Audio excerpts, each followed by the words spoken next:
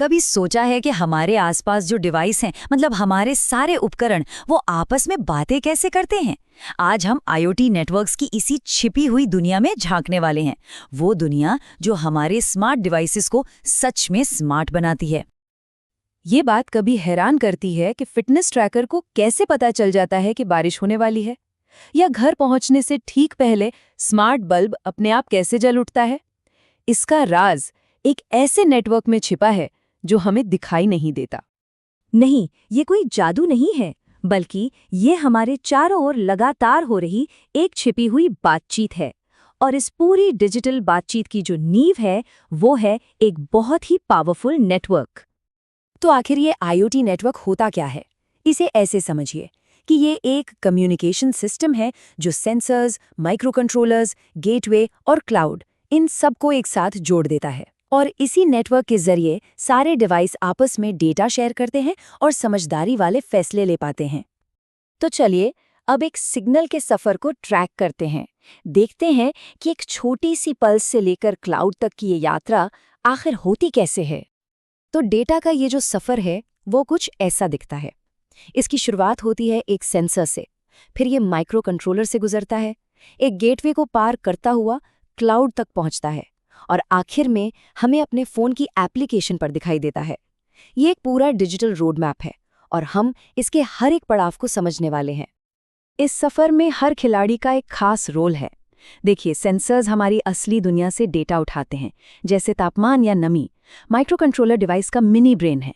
Gateway जो है वो लोकल नेटवर्क और इंटरनेट के बीच एक पुल की तरह काम करता है। क्लाउड डेटा को प्रोसेस करने वाला मेन दिमाग है, और एप्लीकेशन वो जगह है जहां ये सारी जानकारी हमारे काम आती है। अब जैसे हर सफ़र के लिए एक अलग रास्ता होता है ना, बिल्कुल वैसे ही आईओटी में भी हर दूरी के लिए सही नेटवर्क चुनना बहुत ज़रूरी है। अलग अलग ज़रूरतों के लिए नेटवर्क्स भी अलग अलग हैं, जैसे पर्सनल एरिया नेटवर्क या पैन, फिटनेस बैंड जैसे छोटे डिवाइसेस के लिए है। फिर आता है लोकल एरिया नेटवर्क यानी लैन, जो हमारे घर के वाईफाई जैसा है। वाइड एरिया नेटवर्क या वैन तो पूरे के पूरे शहर को कवर कर सकता है। और फिर आता है एलपी वैन, जो सच में एक गेम चेंजर है।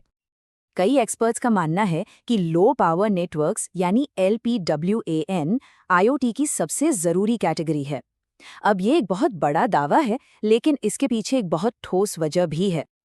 तो वो खास बात क्या है? वो है कम पावर और लंबी रेंज। यही वो कॉम्बिनेशन है जो एलपी वैन को इतना क्रांतिकारी बनाता है। जरा सोचिए, खेत में लगा एक सेंसर सिर्फ एक छोटी सी बैटरी पर 5 साल तक डेटा भेज सकता है। ये है एलपी वैन का कमाल। अच्छा, तो अब कनेक्शन की भाषा को समझते हैं। ये डिवाइस एक दूसरे से बात कैसे करते हैं? भाई, बात करने के लिए इन्हें एक कॉमन भाषा बोलनी पड़ती है, और इसी भाषा को कहते हैं इंटरनेट प्रोटोकॉल। ये कुछ नहीं, बस नियमों का एक सेट है जो ये तय करता है कि अलग अलग डिवाइस एक दूसरे के डेटा को भेजेंगे कैसे और समझेंगे कैसे। कुछ बेसिक प्रोटोकॉल्स हैं, जैसे आईपी, जो हर डिवाइस को एक यूनिक एड्रेस देता है, जैसे हमारे घर का पता। फिर है टीसीपी, जो एक रजिस्टर्ड पोस्ट की तरह है। ये पक्का करता है कि डेटा सुरक्षित पहुंच गया। और एक है यूडीपी, जो पोस्टकार्ड जैसा है, बहुत तेज, पर डिलीवरी की कोई गारंटी नहीं। पर एक बात है, बैटरी पर चलने वाले इन छोटे छोटे आईओटी डिवाइसेस को ये भारी भरकम प्रोटोकॉल नहीं चाहिए।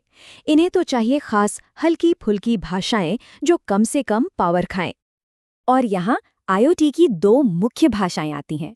एक तरफ है MQTT, बहुत हल्का और तेज। ये आपके स्मार्ट बल्ब को ऑन या ऑफ का सिग्नल देने के लिए एकदम परफेक्ट है।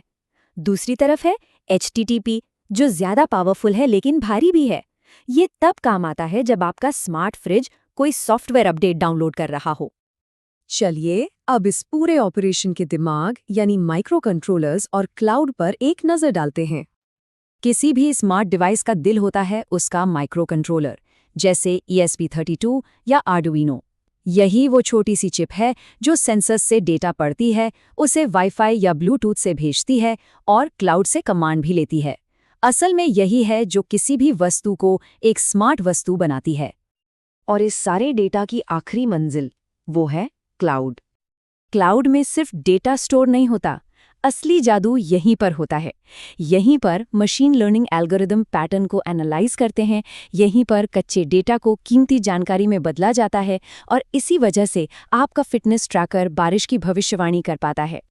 तो चलिए एक बार फटाफट पूरे सफर को फिर से देख लेते हैं। कहानी शुरू होती है सेंसर से, जिसे माइक्रो कंट्रोलर भेजता है। ये एक नेटवर्क पर सफर करता है, MQTT जैसी भाषा बोलता है, एक गेटवे को पार करके आखिर में क्लाउड में पहुंचता है, जहां असली मैजिक होता है। तो यही वो छिपी हुई बातचीत है जो हमारी दुनिया को हर दिन और ज्यादा स्मार्ट बना रही है। सही नेटवर्क, सही प्रोटोकॉल और सही डिवाइस, ये सब मिलकर ही एक कामयाब IoT सिस्टम बनाते हैं। तो अब ये सोचने वाली बात है कि जब हर चीज, हर एक वस्तु एक दूसरे से जुड़ जाएगी, तो हमारी दुनिया कितनी बदल जाएगी।